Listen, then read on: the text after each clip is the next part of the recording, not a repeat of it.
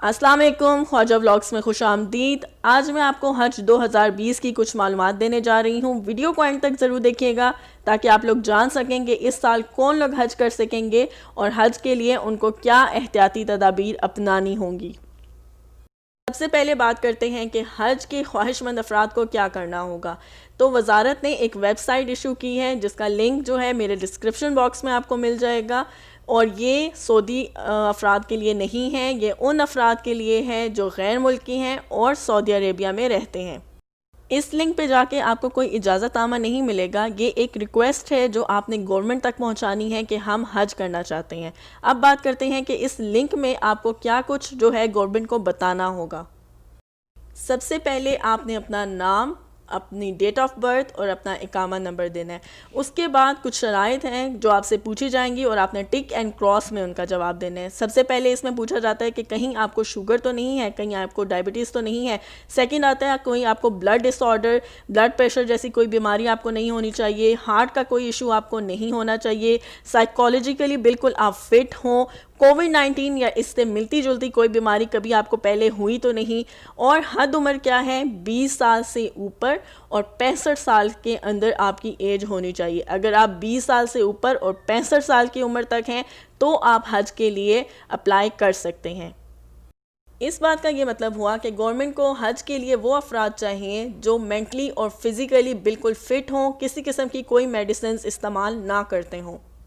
شرائط میں یہ بھی لکھا ہوا ہے کہ آپ نے اپنا ہیلتھ چیک اپ کروانا ہے اور حج کے بعد 14 دن کے لیے قرنطینیہ میں رہنا ہے۔ اگر آپ اس سب سے ایگری کرتے ہیں تو آپ اپنی ریکویسٹ کو گورنمنٹ کو بھیجیں گے۔ میں آپ نے اپنی سٹی بھی بتانی ہے اور اپنا موبائل نمبر بھی دینا ہے۔ پھر جب آپ کی ریکویسٹ ان تک پہنچ جائے گی وہ اس کو اپروو کرتے ہیں، ریجیکٹ کرتے ہیں، کیا کریں گے وہ گورنمنٹ کو پتہ ہوگا۔ اگر وہ اپروو ہوتی ہیں تو آپ کو آپ کے موبائل نمبر پہ کانٹیکٹ کیا جائے گا۔ اس کے بعد جو ہے وہ آپ کو پیکیجز سلیکٹ کرنے ہوں گے۔ ان کا ابھی تک کوئی پتہ نہیں ہے کہ حج کی فیس جو ہے اس سال کیا ہوتی ہے۔ گورنمنٹ نے ابھی تک کسی قسم کی فیس کے حوالے سے کوئی اعلان نہیں کیا ہے، وہ انشاءاللہ ساتھ ساتھ میں آپ کو اپڈیٹ کرتی رہوں گی۔ پیکیج کے حوالے سے اگر کچھ پچھلے سالوں کو دیکھا جائے تو کم سے کم پیکیج جو ہے وہ 3000 پر ہیڈ تھا، فی بندہ جو ہے وہ آپ کو 3000 ریال پے کرنے ہوتے تھے، لیکن اس سال ابھی تک گورنمنٹ نے کسی قسم کا کوئی اعلان نہیں کیا۔ اور ایک کویسچن جو سب کے ذہنوں میں آ رہا تھا کہ کیا سعودی افراد جو ہیں حج پہ زیادہ ہوں گے یا غیر ملکی، تو اس کا اعلان بڑے واضح طور پہ کر دیا گیا ہے کہ 70% جو ہوں گے وہ غیر ملکی ہوں گے اور 30% جو ہوں گے وہ سعودی افراد ہوں گے، جن میں سے زیادہ تر ہیلتھ منسٹریز اور کووڈ-19 کے لیے جو اپنی محنت کر رہے تھے ان کو پریفر کیا جائے گا۔ تو اب بات کرتے ہیں کہ یہ حج کس طریقے سے ادا کیا جائے گا۔ تو اس کے بارے میں بہت اہم فیصلے لیے گئے ہیں، جن میں سب سے پہلا پوائنٹ یہ ہے کہ بغیر اجازت مقدس مقامات میں داخلہ 28 ذی القعدہ سے 12 ذی الحج تک ممنوع ہے، یعنی کہ مکہ کے تمام انٹری گیٹس جو ہیں وہ 28 ذی القعدہ سے 12 ذی الحج تک بند کر دیے جائیں گے۔ نمبر 2 پوائنٹ ہے کہ حاجیوں کے لیے ماسک پہننا لازمی ہے، بغیر ماسک کے حاجی جو ہیں وہ اس دفعہ حج نہیں کر سکیں گے۔ ہر فرد کے درمیان 1.5 میٹر کا سوشل ڈسٹنس رکھنا ہوگا، یعنی کہ وہ آپ نے خود مینٹین کرنا ہوگا، پر مجھے ایسے لگتا ہے کہ انتظامیہ جو ہے ان تمام احتیاطی تدابیر جو دیے گئے ہیں ان کو خود ہی فالو کروائے گی سختی سے۔ ایک اور پوائنٹ ہے کہ ذاتی سامان اوزار کی شیئرنگ کرنا بالکل منع ہے، سختی سے منع ہے۔ آپ ایک دوسرے کے ساتھ کوئی بھی چیز جو ہے وہ شیئر نہیں کر سکتے۔ اجتماعی نمازوں کے لیے آپ کو ماسک بھی پہننا ہے اور سوشل ڈسٹنس بھی رکھنا ہے۔ حجر اسود کو چھونے کی اجازت اس دفعہ نہیں ہوگی۔ ایک ویڈیو بھی دیکھی اور کچھ لوگوں نے ہمیں بتایا بھی کہ خانہ کعبہ کو اور حجر اسود کو بالکل کور کر دیا گیا ہے، اس سال ان کے پاس جا کے ان کو چھونے کی اجازت نہیں ہوگی۔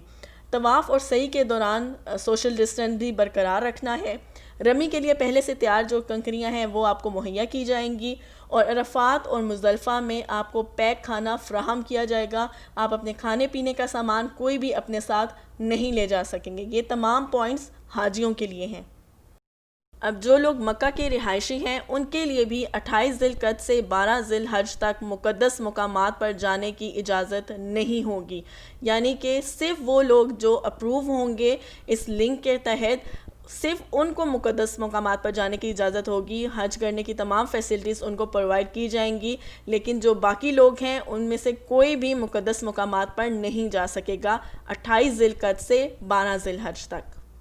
یہ لنک 6 جولائی سے 10 جولائی تک جاری رہے گا۔ آپ کسی بھی وقت اگر حج کرنے کے خواہش مند ہیں آپ تو کسی بھی وقت اس لنک پہ جا کر اپنی ریکویسٹ گورنمنٹ تک پہنچا سکتے ہیں۔